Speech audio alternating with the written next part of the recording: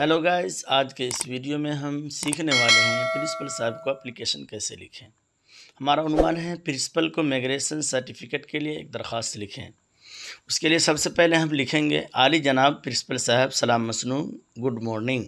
उसके बाद वहाँ का पता डाल देंगे जहाँ के वो प्रिंसिपल हैं। उसके बाद गुजारिश ये है कि आपके कॉलेज से मैं आईए इम्तिहान पास कर चुका हूँ, आला तालीम हासिल करने के लिए दिल्ली जाना है, इसलिए मुझे माइग्रेशन सर्टिफिकेट चाहिए।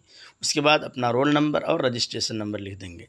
उसके बाद लास्ट में मुअद्दबाना अर्ज़ है कि मुझे जामिया मिल्लिया इस्लामिया में दाखिला लेना है, इसलिए जल्द से जल्द मुझे माइग्रेशन सर्टिफिकेट देने की मेहरबानी करें ताकि आपका तालिब इल्म आला तालीम हासिल करने में कामयाब हो।